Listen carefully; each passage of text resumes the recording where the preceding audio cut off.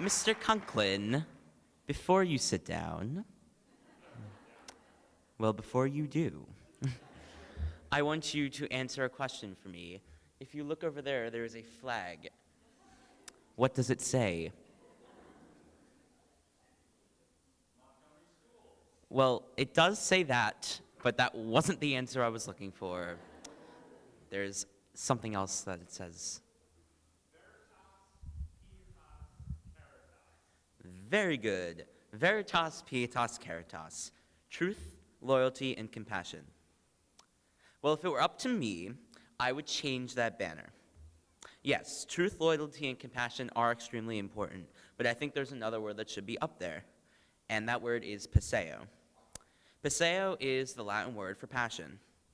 And for the sake of today's chapel, I think that that flag should read Veritas, Pietas, Caritas, Passeo.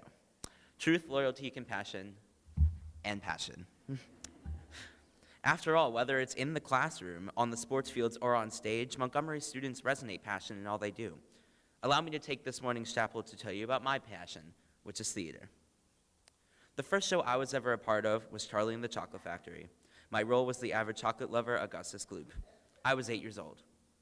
Since then, I've been in numerous theatrical productions, wearing such hats as Little Brother, Monkey, Beast, narrator, and not to be understated, nerd.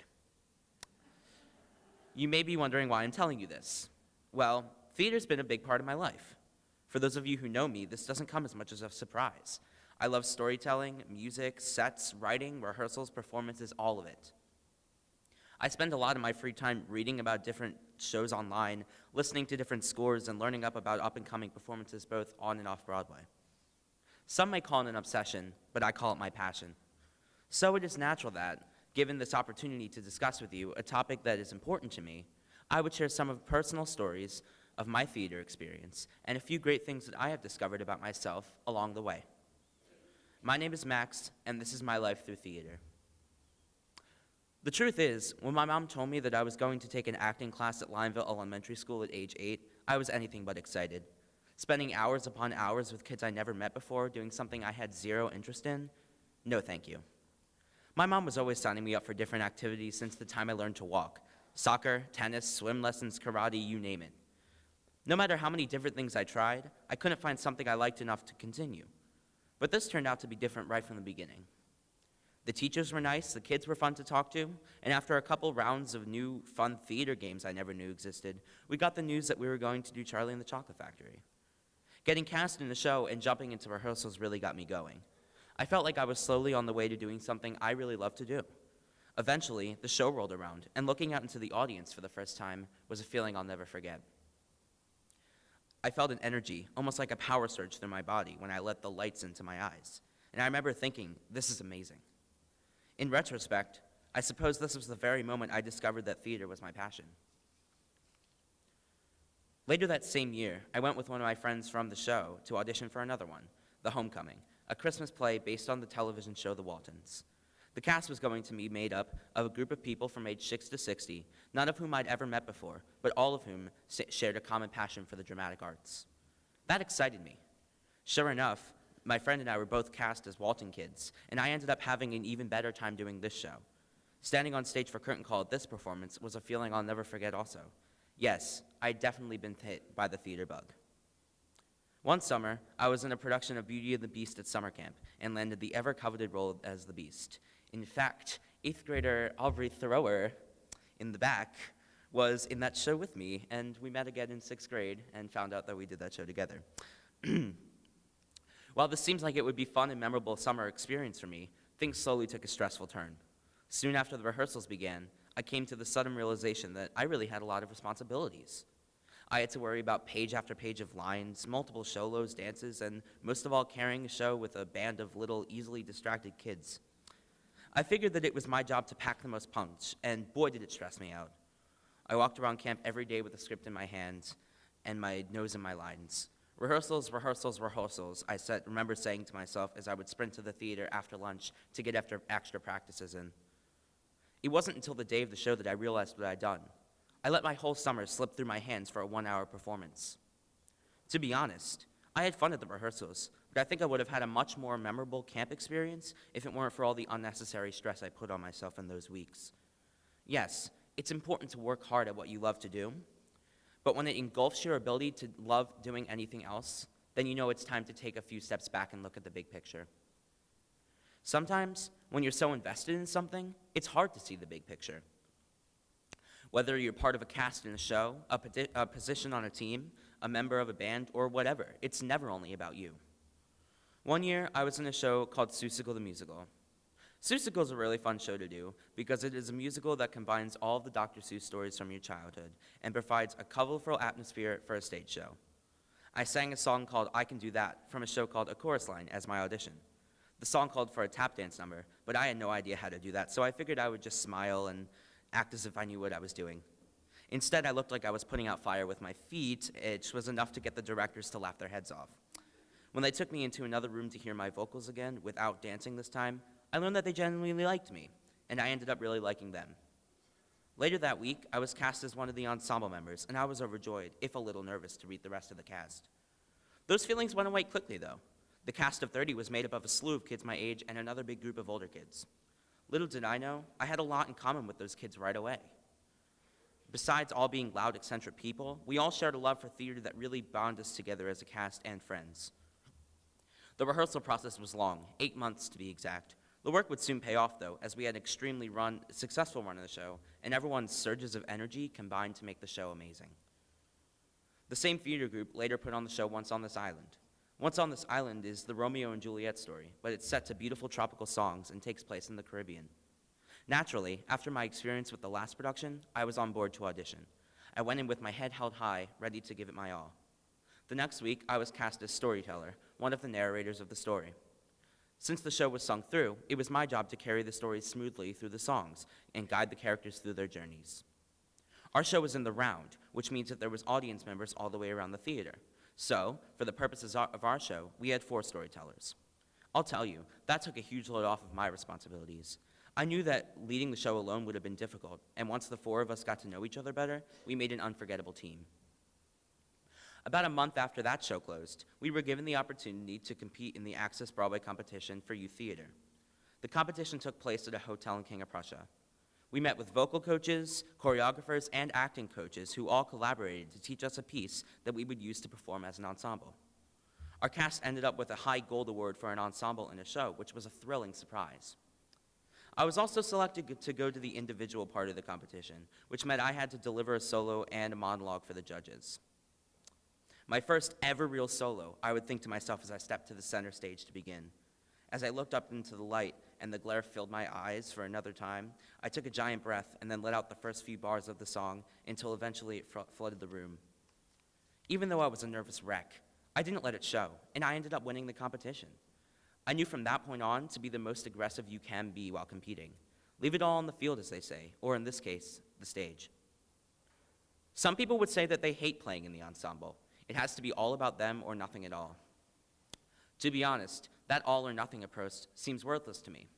Sure, it is exhilarating to have the opportunity to pull the weight main characters get to pull. But the real magic comes from the outstanding theatrical performance. The real magic from an outstanding theatrical performance always rests on the strength of the group. Similarly, everyone's combined efforts on a sports team, for example, make the team much stronger. Last summer, I was in a show called Zombie Prom. Zombie Prom is satirical, which means it's a musical that gets its humor from making fun of other musicals. Zombie Prom takes place in 1955 at a run-of-the-mill high school, which just so happens to be right next to a nuclear waste plant. The main characters are your stereotypical good girl and bad boy. After they fall in love, she's forced to break up with him, which leaves him to throw himself into the radioactive waste plant. Hilarity ensues when he comes back as a zombie to renew his love for her and take her to the prom.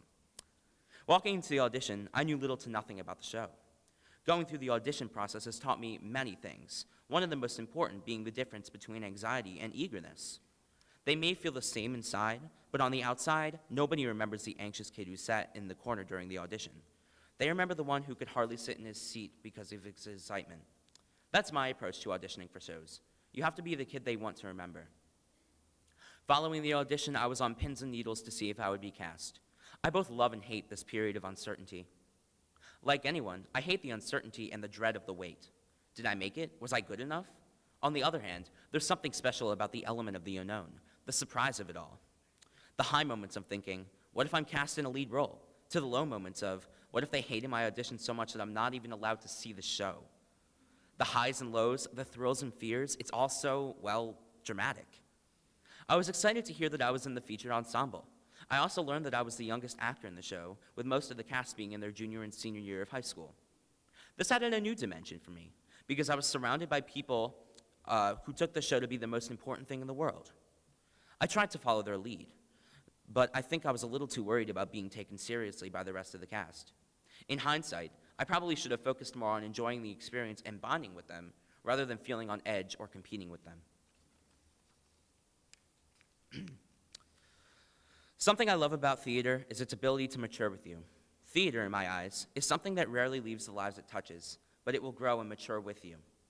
As I got older, the shows I became involved with began to get a bit more mature. As I was taking classes and learning how to really sink my teeth into a character, I was being given characters with enough depth to take those liberties. Lyrics get more mature, music is harder to study, and the whole process of making a show becomes a bit more demanding. A strong metaphor for real life. Having a passion like theater, though, has allowed me to watch myself vicariously through the actions I take of what I love to do mature. Coming to Montgomery School has provided me with more theatrical outlets than I could have ever asked for. Around every corner here, there's a choir rehearsal going on, a music class in session, or middle schoolers playing guitar outside during break. In fact, it was one of the first things I noticed about Montgomery School. Each and every student here has an appreciation for music, in some way, shape, or form. And if you haven't experienced it yet, just wait till the young Americans come back to school. In 2012, the middle school musical was Camp Rock, and I was cast as Jason Gray, one of the Jonas Brothers of the show. What I got most out of the experience, other than doing a show with my best friends for the first time, is that it's important to let your passion for the thing you love to do shine. On stage, a character becomes lifeless and dull if you can tell that the actor is uninterested. Being proud of whatever it is you're doing is the key to making a good character, even if it is a 12-year-old boy in a boy band. Also, at the very beginning of my 6th grade year, I joined concert choir. The choir was small and made up of mostly 7th and 8th graders, many of whom I had never met before. As Fame Night approached, we learned a movie musical mashup, and my excitement couldn't be contained. I got to perform a solo during Footloose, and it was an amazing experience. The best part of it all was the feeling of group success we shared as a choir family. I was also involved in Montgomery's production of Joseph and the Amazing Technicolor Dreamcoat. Now, I had been a fan of the show since I was a little kid, so finally getting a chance to do the vibrant, family-friendly show was a second-to-none opportunity for me. I was really interested in developing my theatrical endeavors, and I thought that this was just the show to begin with. I had my eyes on one role and one role only, the title character Joseph. I knew I had a chance. I was confident and collected during the audition process, and I really tried to take the reins as a leader in the show. When I discovered that I didn't get the part, I was very upset, jealous even. It took me a while to realize that there was no specific reason why I wanted the role, other than that it was the lead, and I certainly had no special claim to it. I learned to open my eyes a bit wider and appreciate that this performance was more than about just me. I was happy in my role as narrator, of course, and everyone else was happy. It was a phenomenal production. Had I not come to this realization, I may have let one of my favorite shows walk away from me without being a part of it. When you do something for a long time, you begin to realize that the big picture is indeed bigger than what you think it is.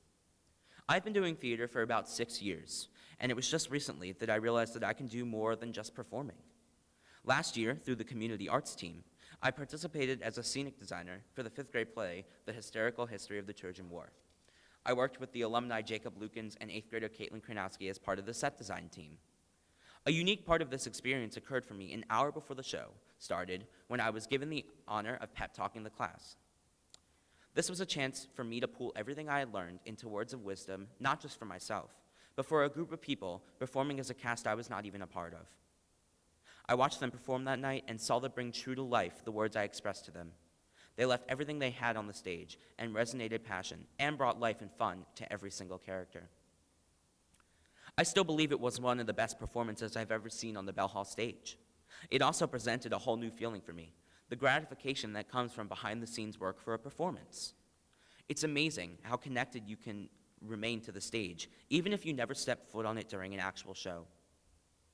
My goal here today has been to illustrate the many important discoveries that I have made through my involvement in theater and to encourage you to share your experiences with whatever it is you're passionate about with others. For those of you who still don't know what your thing is yet, don't worry. You'll find it. In fact, it's probably right under your nose and you just don't know it yet. Be sure to try a variety of activities as possible and don't psych yourself out before giving something new a chance. And for those of you who are like me and you have found something that you call your passion, be sure to keep your eyes wide open all the time. We are taking away something from every rehearsal, practice, game, recital, meet, performance, competition, and event. Look what a little kid with chocolate on his face got from a play about a boy who wins a golden ticket. I'd like to end my time on the stage with a quote from a big role model of mine, songwriter Stephen Sondheim. Art in itself is an attempt to bring order from chaos. Thank you so much and have a fantastic day.